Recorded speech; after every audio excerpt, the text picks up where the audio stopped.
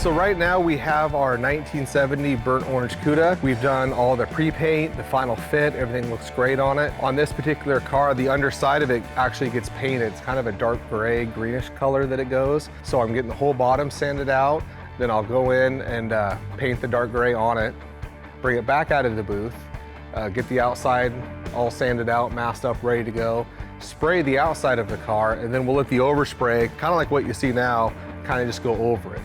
So it won't look that good, but that's the way the factory did it on this particular car, and that's how the customer wants to keep it. So once it's all cut and buffed, I'll roll it over to Dave. Mark will put the stripe on, and then this car's out of here. Having cars like this kind of helps pick up the flow for us even, because we're not doing as much, but having it out of here gets another one out the door and has it sitting pretty good. This time on Graveyard Carz. This is the first time this has been out of there. Mark and Allysa discover a mint condition build sheet from a 1971 Challenger. Will finishes the paint for Gibson's FK5 burnt orange 1970 Cuda.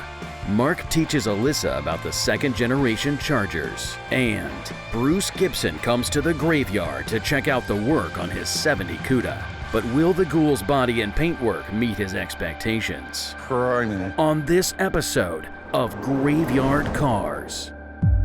They're coming to get you, Barbara. It has been established that the buried dead are coming back to life. I'm Mark Worman, and together we bring dead muscle cars back to life, to exactly the way they were on the day they were born.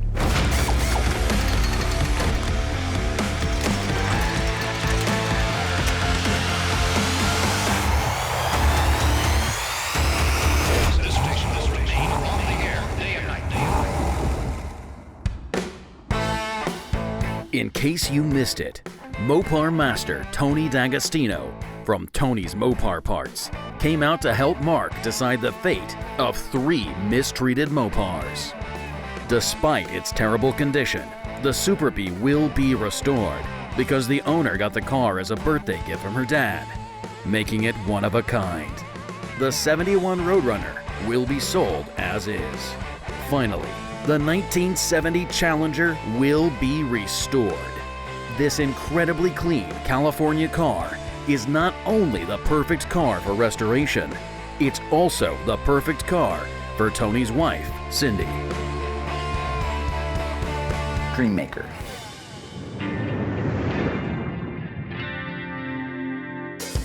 So this is really cool. The guys have been disassembling our 71 Challenger RT. This is a plum crazy car. Really nice, clean, one paint job type of survivor car. I mean, just to give you an example, and I'll talk about the build sheet in a minute.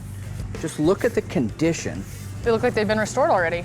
Yeah, absolutely. It's amazing. Look at the condition of that original material. Is that just beautiful or what?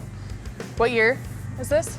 1971. So these are from 71. Yeah, those are Wow. from 71. But what I wanted to talk about was the broadcast sheet that's in here. Now, I had you try to decode one a while back, and there was nothing left of it. This is the most mint condition broadcast sheet I've ever come across in my history. Because look at the rest of the condition of the seat, right? It's mint. Everything is beautiful. Just a little bit of staining down here on this apron area. And the rest of it's like new. So here's this build sheet, which is perfectly in there. This is how they did it at the factory. You might have found this build sheet, broadcast sheet, in the backs of one of the front seats too. The 71 seats, they have a clamshell that goes on the back of them. They could be in those. Now, I already checked and there isn't one. So far, the only one we found is this one here.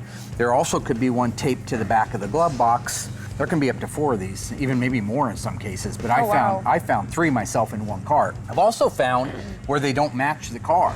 That's going down the assembly line, that this gets stuffed into the wrong seat, another Challenger but with a different VIN number, and you end up with somebody else's. That's why there's online sites about, hey, help me find my broadcast sheet, because we may have the wrong one here. I've checked it, it's not.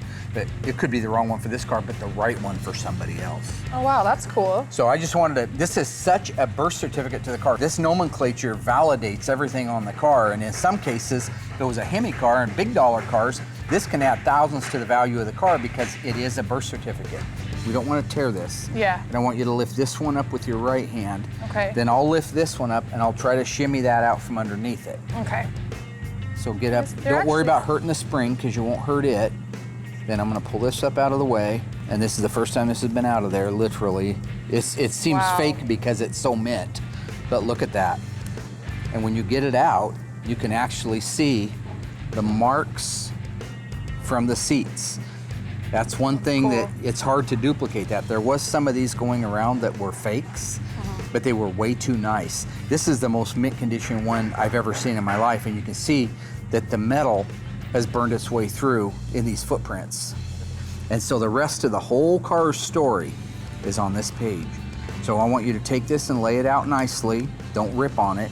Get the book, and I want you to go through and systematically find out what C16 is. I know what it is, but I want you to know what it is. Everything we need to know to put this car back together is on this sheet.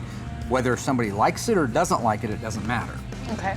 If the owner wants to put different wheels on it than the ones that are down here, that's fine. But we do know now what it had. Okay. So I'm going to entrust you with that awesomeness. Okay. We'll probably never find another broadcast sheet like that, so that was an awesome opportunity. Once in a while you'll come across something, but that's the first nicest one we've ever pulled out here. Yep. Yeah. The last time you had me up there with like tweezers and Yep. Little tiny magnifying piece of- glass, and I was trying to unfold it without ruining it, so. Take that into the office, don't let anybody around you. I will get you the book and I will set you up to decode that. Okay, let's do Good this. job. That's Let's do it. awesome. Let's bump this mother. I don't know what that means, I but don't care. I've had a lot of I'm ready to coffee. decode this broadcast sheet. Mink. Is it mint or is it meek? Mink. What is meek? Mink condition. How do you spell that? That's how Andy Crandall called it. He called it mink condition. Like I'd say M-E-E-K? mink, M-I-N-K, mink. Oh, so like Like a mink, the like fur? a sole, yeah.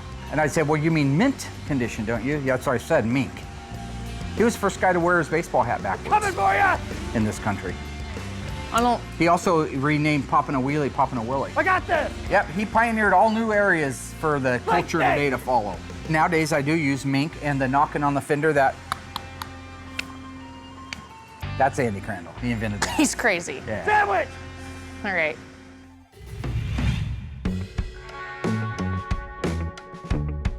Here we are. Today is the final paint day on our 70 burnt orange Cuda. The car is in the booth, wiped down, tacked off, so it's literally ready to go.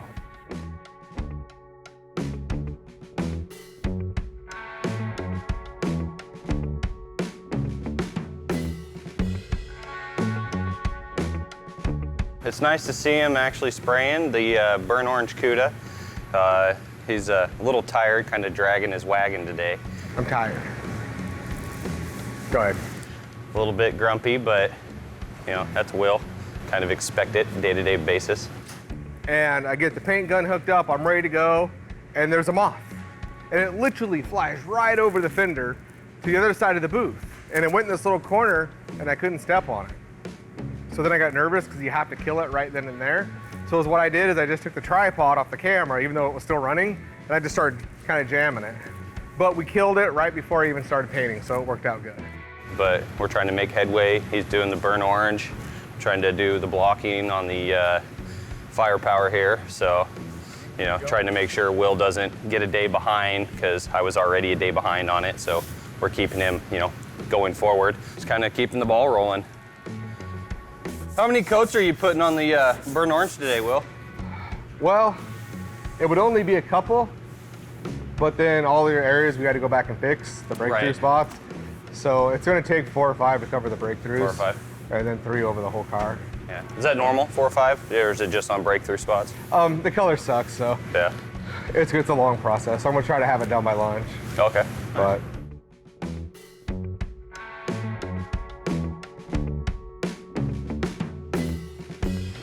so I'm going to go in now, put my second coat of color. I'm going to take my microphone off, put my music back in, and then probably not coming back out until the car's done in like 5 to 6 hours. So you forget how transparent the color is till you spray it. So you get in there like ready to go, ready to get it done. Then you realize that you're going to be here a while because the color doesn't cover for. So once you realize that, you kind of just settle down and just find a nice rhythm. It went really well getting the color done on it. There was no issues, laid down perfect. So looks great.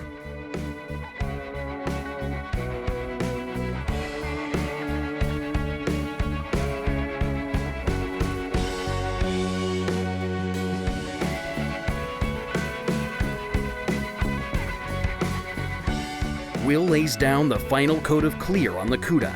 and Mark promptly arrives to dissect his work.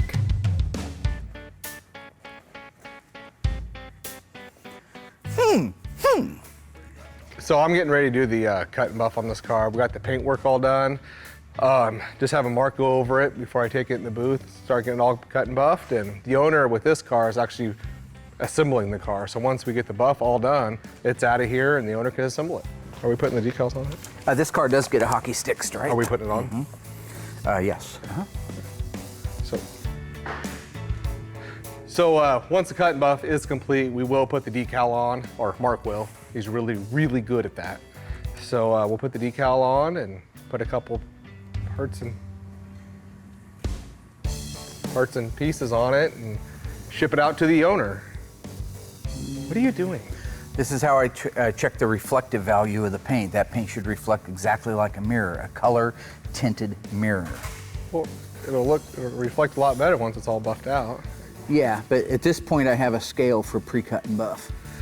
I should be able to read all the serial numbers. So anyways, yeah, get the cut and buff done, get the decal on here, hang the hood, hang the deck lid, get this thing loaded up and get it back to the owner. 73964 Mark painted this color peel 7. on Mark painted this color on the Charger that we did, and the car looked great. The one I did was perfect. It was Messiah-ic. That color on this car, I think, looks way better. Color looks. I didn't know Sunkist painted these cars, but that's all right. All in all, that's car right. looks great. Get it buffed. That's all right. Get it out of here. Resistance test.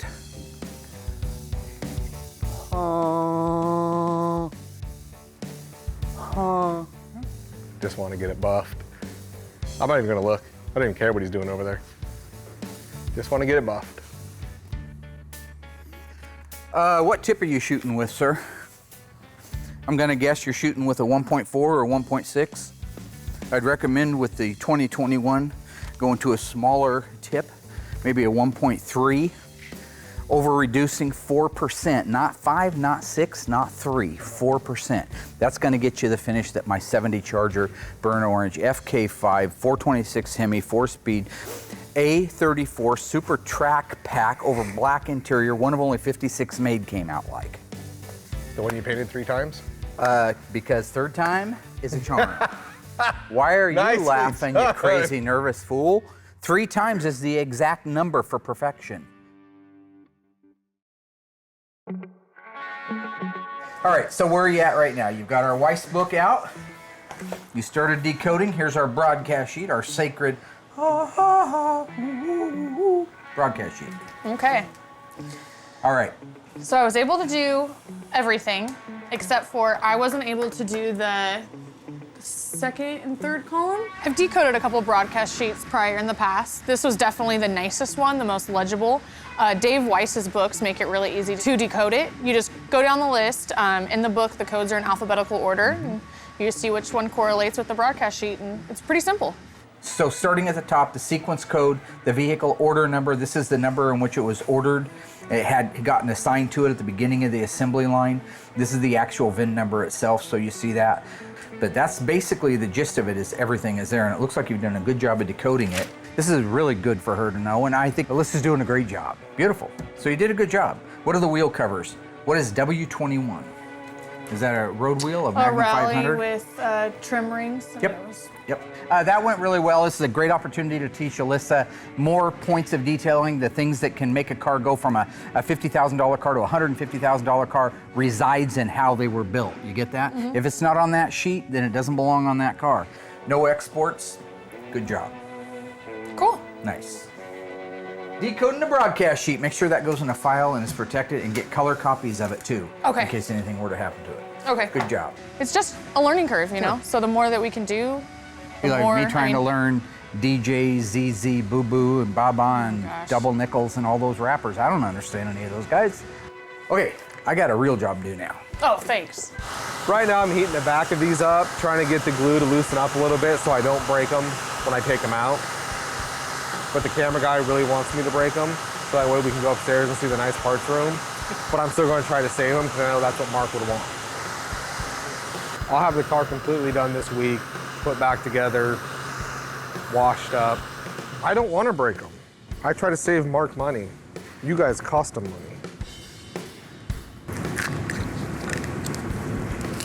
Yeah, oh, it's perfect. Sorry, I saved one. No reason to go up there yet. See, if we save Mark money, he has more money. He is a good check signer.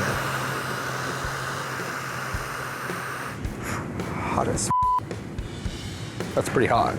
Sorry, suck it.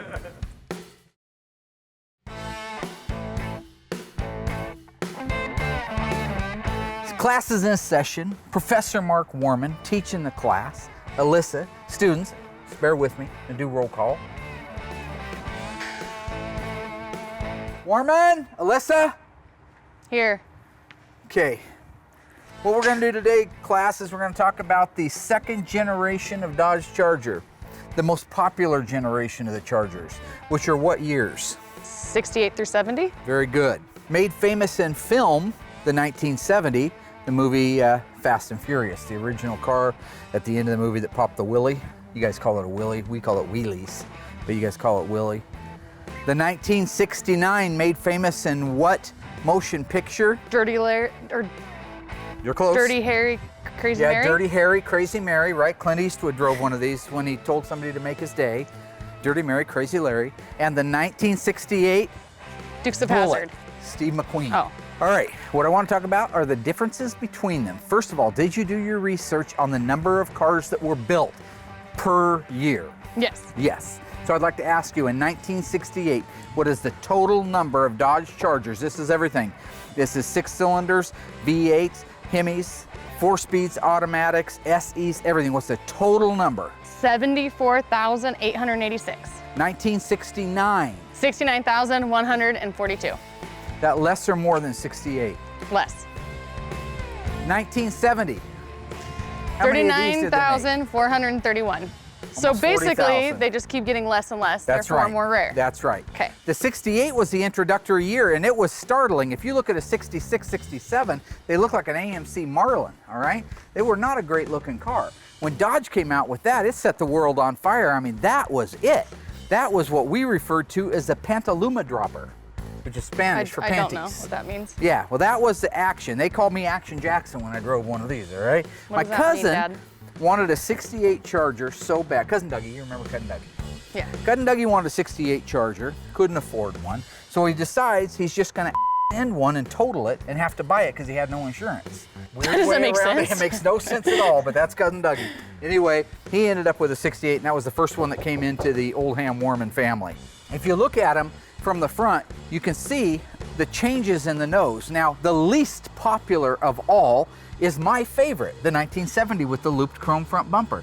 That's the car I had when I was a kid. You think maybe that's why it's your favorite? Because it was the one you had as a kid? Yes, definitely. Yeah, I fell in love with my 70 Charger as a kid, and I always loved it and always will. The 69, popular by, again, the General Lee and movies like Dirty Mary, Crazy Larry, and a multitude of other things, it got this nose piece, this center, still using the same bumper as the 68, but it has this nose piece in the middle. Some people love it, some people can't stand it. 68, which is probably most popular, mostly because of the cool front end on it. That's a very sleek front end. I mean, of all three of them, isn't that the sleekest of all of them? Yeah, I think so. That's probably your most collectible as well. The 69's probably second most collectible, and your 70's last, but all three majorly collectible. But there's more differences than just the front end. There right? is. There is a lot, and I asked you to look some stuff up. I wanted you to comb the cars and tell me what things jumped out at you as different. The door scoops. Okay, in 1970, they used the same door as they did in 68, except that there is a modification from 68 to 69 in the doors of where they put the door lock knob. If you look at this, see how far back this door lock knob is? It was uncomfortable to reach it. Oh, Look in yeah. 69, they moved it forward. Yeah. But the rest of the doors are identical. And of course, they kept this nice convenient spot for the 1970. The Yeah. two doors outwardly look the same, but you did get that cool scoop, which was one of my favorites. My car Yeah, was like not that. an RT, but I wished I would have had those. But that's right, that's observant. Look at the side markers. Look at the shape and the finish on the side markers. 1970 It's getting more bigger. elegant. It's an elongated side marker. It's chrome. 69 see, I is- didn't know if that's an option to do chrome on that no, or not. chrome wouldn't have come. It came painted, so that, again, a little less sexy. Also, there's no light in this. This is just a reflector. Oh. That's the first illuminated one. Back over to here, Doesn't. 1968 Dodge Charger has the round one. Again, most people think is the coolest looking of all of them because it's sleek, it's less is more, that Yeah. kind of a thing. Before we jump to the interior, just real quick, looking at these three cars, which one do you think is the coolest looking back end? Well, I mean, it's a matter of personal preference. Personal preference. I mean, those kind of, I like the retro round. It kind of reminds you of like the Firebirds and They the. weren't retro back then, but they were cool back Yeah, then. yeah. I like those, but I mean, I actually kind of like the 70.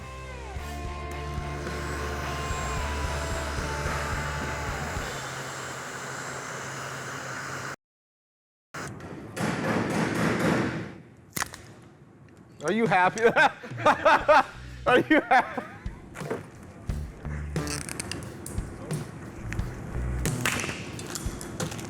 Okay, one broke.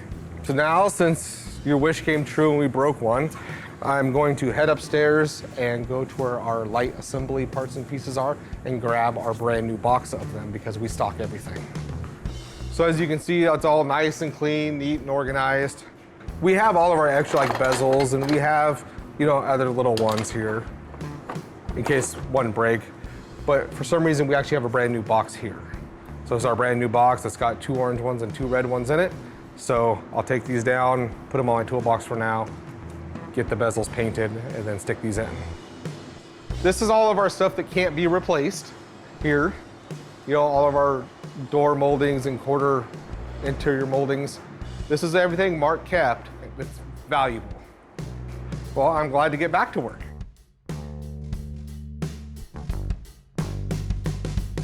So here's the main they're all differences. different. Certainly the 68 uses the round taillights, the bullet taillights. Those are just sexy at night. Those things pop on and they light up like 4 eyeballs looking at you. That's just cool. 69 is still a good looking taillight and it looks very similar to the 1970. Here's the differences. 69 has this chrome trim ring around it. 1970 does not. See the plastic lens right there? Oh, yeah. Instead, it has this finish panel around here. Okay. So that's kind of a unique difference. Which is weird they did that when they added more chrome, Right. the 70, but they didn't, they took away the chrome in the back. All 3 of these cars are RTs, which is really cool to have all 3 generations of RT on the lot. This is a 426 Hemi 4-speed car, rare as hen's teeth. 440 4-speed RT SE, 440 automatic RT. You mentioned the ignition. You're very observant. In 1968 and all the years prior, the ignition was down on the dash, all right? Yeah. But I think that they found that that was unsafe and they wanted to move it up to the column. Or they decided that they wanted to be able to lock it, and that's how they could combine it with the position of the transmission. So like if you were in park, you could get the key out of it. So this is a 70, so you can see the key way up here. Yeah. If this is in neutral, you will not be able to get that key out of the ignition. It has to be in park, Oh, okay. okay? In 69 and earlier, take a seat in there and look at where it's located at. See it down low? Yep. That one, you could be driving down the road and shut the ignition off and pull the key out and hand it to the guy in the back seat, or you're doing 100 miles an hour if you wanted to.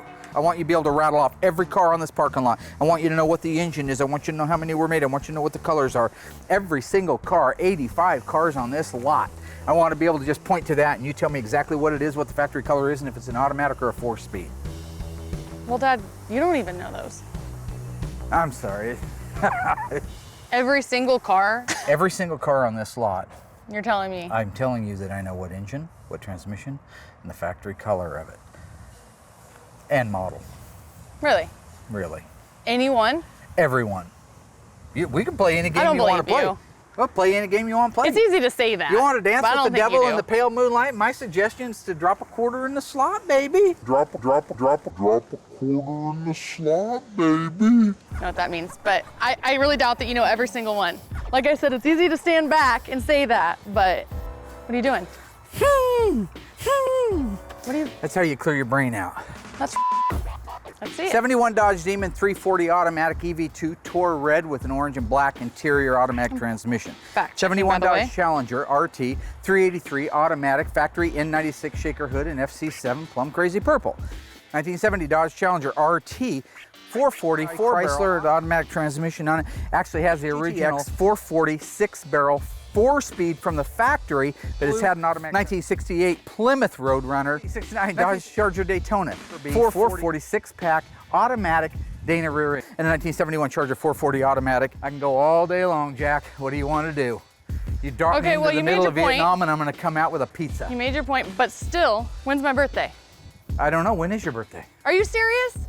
I don't know. You know, It's in March, cars right? on this lot. It's when? March, right? That's Mom's birthday. I knew it was something. So I got the whole car sanded out right now. Did the undercoating just in the wheel wells because that's My what Curious George. that's what's called on this car. Instead of the whole bottom being undercoated, it's Adam? just the wheel wells. And then I'm going to buff it out, Grandmaster get it all Ryan. polished up, looking nice, and then get it over to you because this car gets the hockey puck stripe. Oh, it's a hockey puck? I like that a lot better than a stick. hockey stick. Well, the same thing. So it's just a little round puck right here? Yeah. and Is it? What all does it call out? It's like, maybe it's the Serenity Prayer or something inside of it. I don't know. So I'll get it over it's to a you, hockey stick. and then 'Cause you it's get shaped the like a hockey stripe stick. on it. Like Happy Gilmore. No. Wow. 355,000 I'm not yards. putting the Well, we did billboard the on. first one that didn't work out so good. Exactly. Right. Exactly. And then you did the Roadrunner. Why are but you looking at me like that? I'm not doing anything. You did the convertible Roadrunner. That came out nice. Oh, you're doing the hockey? Awesome. No, I'm And then- not. I'm not doing any more Well, no, but billboards. I you decided you just did this. You're doing them. Okay, cool. What are you talking about? You're doing the hockey stick. No. Is that right? She No. just said she's not doing it. Well, I'm not. She's got more experience She's than I do. trained at it. I've No, worked with she's both of all got y'all. she's got more training than I do. You didn't bring me She over. doesn't. You've been doing it for 30 years. I'll just get the car done, get it over to Allysa on one of her days off, then the car will just sit there. Then Mark will just go by and be like, Yes. God, yeah. So take a couple extra days off. That way he just. You know what? Just text me in the morning. Oh, there you when go. You know it's going to be in my department, and then I'll be sick. Yep, sick. Beautiful. You started working for me when you were 6. 6? 6. And you're 50 You dropped out now. as well? Yeah. His parents bought his diploma. Oh my God. What is that with you? Why do you say that about people? So I'll have this wrapped up Yes. too. Give me another day or two, and then I'll get it over there. I'll get it all wiped down. Then you can. I already told you I'm not doing the billboard. Why are you guys afraid of it? It's not a billboard. Why are you afraid of it? I'm not This is- we don't doing do any more decals decals. and paint. So what department is it that does decals here? Yours. I have an I idea. don't have a department. Yeah, you do. I'm everywhere. I'm omnipotent. How about you guys do Sorry. rock, paper, Here's scissors? something else. Didn't get that out I there didn't at get Thurston, the did M. you? I got the impotent part. You guys could do it old-fashioned and do rock, paper, scissors. Yep. Okay, Best I'm 2 mad. out of 3. Not impotent. Obviously. Where'd she Well, come that was a from? long time ago. That was 25 years ago. 24? 25. 25 years ago. Oh, I was a machine 25 years ago. Oh, that was my name, the machine. Oh, God, here come the machine. So 2 more days, Alyssa. Grab your panties, No. here come I the don't have this machine. over there for you. He has a spell. You'll do good. I just spray on stuff. I spray. God, Spray. Dad. Like a tiger in the So woods. embarrassing. Out trying to get some stuff, you know what I'm saying?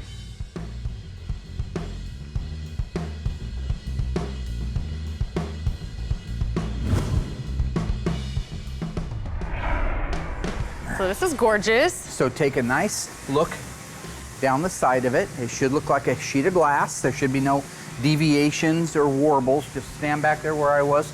Eyeball. Looks That's good. the Jaws sound there. 2 things are important. One is that it's perfect, and 2 is that it's done on time, and that's why I've got you out here helping me. I'm getting behind on all these cars. That's the truth of the matter. So I can't keep up with 78 cars that are here all the time, so I'm gonna need you to help me do that. Okay. So I wanna make sure it's done before we call the guy and tell him, and he drives all the way from Southern California. Oh, well, this car's definitely not done. This car is not done. I don't know where the hood, the deck lid, the side markers, the vertical lock support, and the other pieces are. Like at all? No, I don't know why they're not in the car. I assume they're down there and they're painted. Okay. The other thing, just so you know while we're here, look at your door lines. They should be about the same. You should have the same thickness of a gap here as you have here. Now, E-bodies are a little bit tough, and we end up having sometimes to make those lines, meaning we'll have to cut that quarter panel and move it back to get a little bit more open line. And that's just the way it is. It's between the replacement sheet metal and the fact that the cars aren't virgins anymore and the fact that they were never built perfect from the factory. But when we're done, that is a really nice set of lines right there. Yeah, that looks really good. So here's what we're missing. We're missing a hood. This is a Shaker N96 car. Okay. What's the alphanumeric code for a Shaker in 70 and 71? N96. November 96. Side markers.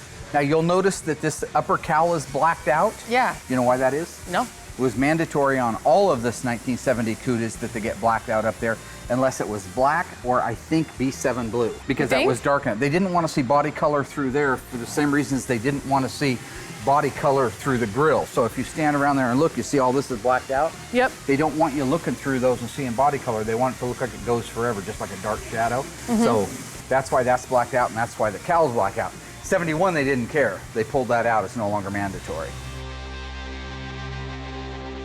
I've just finished painting everything for the car, minus the hood and the header for it. Those are our final two parts. Since the car is over at Dave, my part's already done with the body of the car. So we're just waiting on Mark to put the hockey stripe on it. The hockey stick? Whatever. Hockey stick stripe. He's still got to put that billboard on, decal on. And then in the meantime, I'll get the header painted and the hood painted, and the car's done. The paint's not real fancy on this as far as a high metallic or hard to spray. You know, it's orange. We'll do it in a single stage. So with the rest of the parts in there drying right now, they'll stay in there for the day. I'll come in on Saturday or Sunday, spray the hood, the header, so when Mark comes in on Monday, we set the deck lid on, we set the hood on, he throws a stripe on it, and the car's done.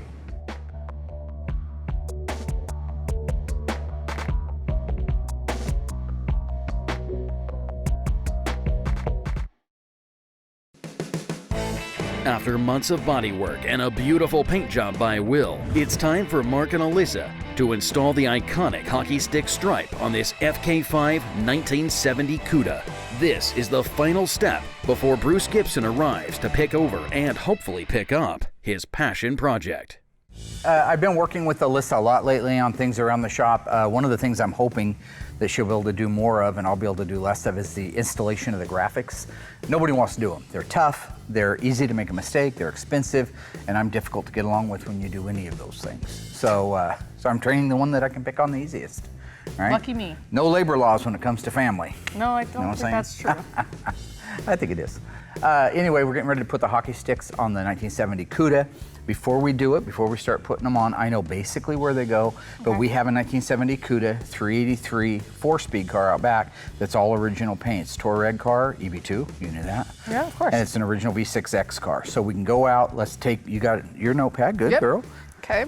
So stand back here and soak it in.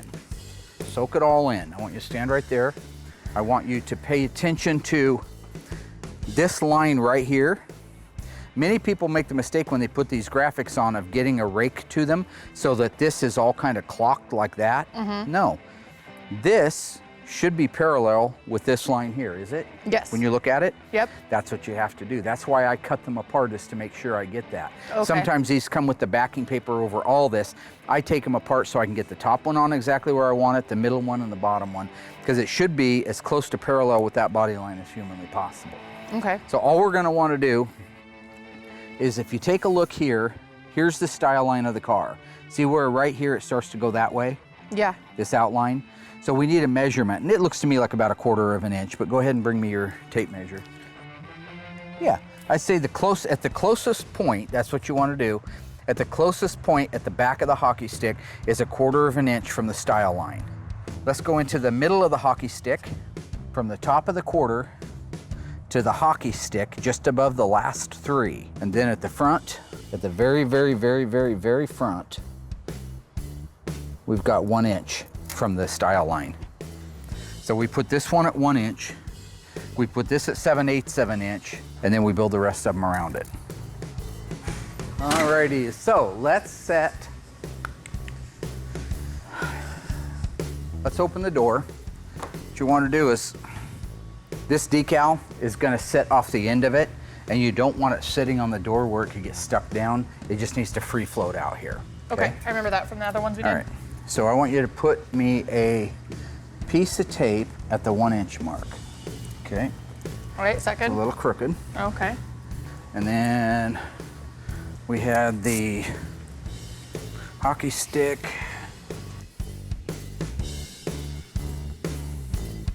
So we got our tape line out. Let's Let's lay this bad boy out. I'm gonna hand you that while I put the app gel on. So that's the only place we're gonna mark though, is just that one? Yeah, I got a pretty good visual on where it goes, so. Okay. Just let the kid go, let the kid go. Well, I'm trying to learn. Well, I know, but you gotta, I'm gonna You gotta show you teach me. why. I'm gonna show you something, Okay. okay? I'm gonna teach you as I go, young weed hopper. Okay. Grasshopper. Okay, take that off of there. Oh, this is where I screwed up the last time. Are you All sure? right, so that's because you guys got it wet. Okay. All right, so just let me see it. I'll take this end, you take that end. Down there, hold it up off the ground. Okay, go ahead and pull that away from it. We're just gonna plop her up there. I'm gonna set that there just gingerly. Gingerly. This needs more of a gap right here, so we gotta bring this down. Put your finger at the front. Better, don't you think? Yeah, it's better. It's better. How much are a set of graphics like this? About $200. Jeez. Get back. I just need room.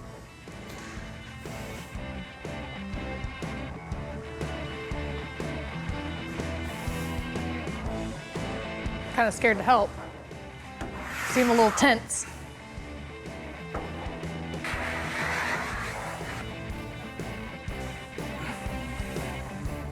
Okay. I think it looks good. All right, so if the next thing that came in would be the 440, see what it fits like in there. How the numbers fit. That's nice, that's pretty close. Yeah, I think it's just above that style line.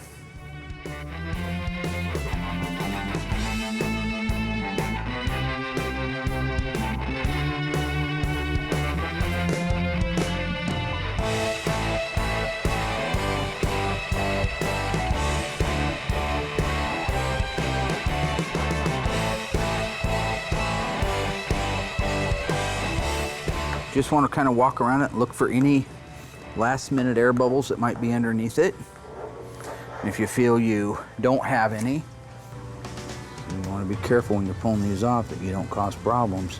So we have our hockey stick stripes installed on our 1970 Cuda. Allysa, good job helping me. I think that the car came out beautiful. That's a nice contrast. This car doesn't have a lot of stuff on it, and that's just the problem with the 70 Cuda. Really, the hockey stick stripe, you could have had a rear spoiler, you could have had rear window louvers, but this one didn't. So I think that's a really nice, subtle little accent for the car. Looks good, it looks solid, looks powerful, screaming out that 440 right there. So yeah, almost done. More room at Graveyard Cars. Now that the 1970 burnt orange Cuda's classic hockey stick stripes are perfectly in place, the ghouls kick into high gear, installing the hood, deck lid, trim pieces, and rocker moldings. Then buffing, polishing, washing, and rushing this car into the assembly room. Just in time for Bruce Gibson to check out his gorgeous FK5 burnt orange beast. Do you like that? You like those moves? There is your baby. Wow. I'm Bruce Gibson. I'm here today to get my car picked up. Mark's been working on it for a year and a half, something like that. I don't know if it looks any different at all from when. That's completely night and day difference. Holy Christ. Is that just amazingly gorgeous in person? Wow.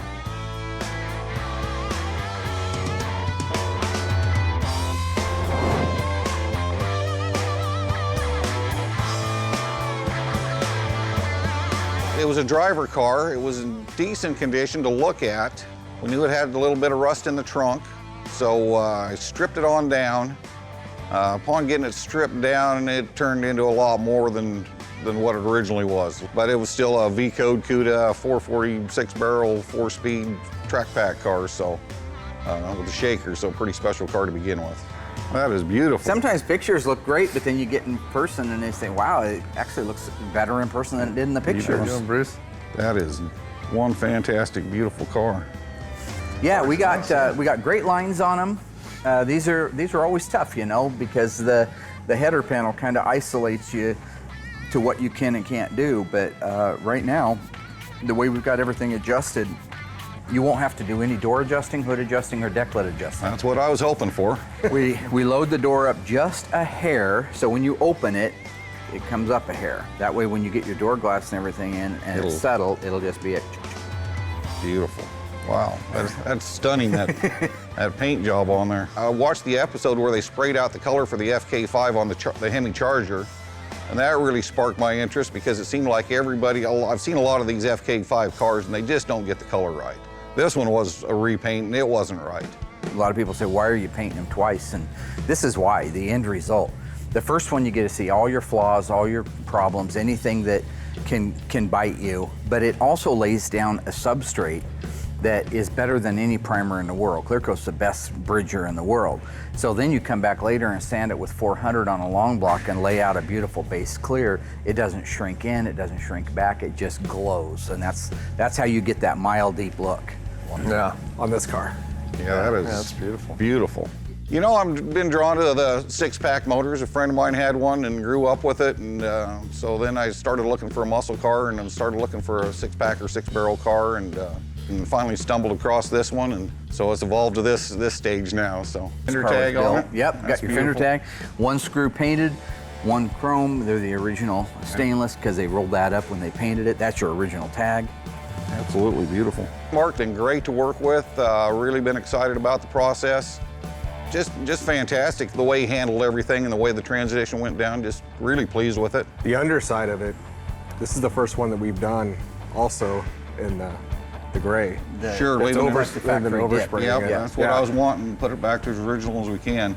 Yeah. So I'm into the whole numbers thing, date codes on everything. Yeah. It's amazing how many date codes are on this car.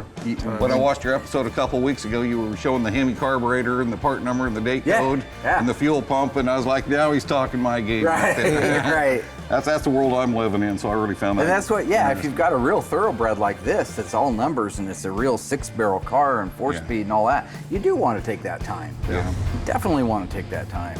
It'll be a show car, trailer queen for a little while, and probably do that for a few years, and then probably drive it some and just enjoy it for the next 10, 15, 20 years, whatever it is. So. Now that Gibson can take his car home to complete the restoration, the ghouls can check off another job well done. Allysa was able to add more knowledge to her second-generation Charger database and learn to decode a 71 Challenger's build sheet. Will laid down perfect paint with one of the most difficult colors to spray, the very transparent FK5 Burnt Orange.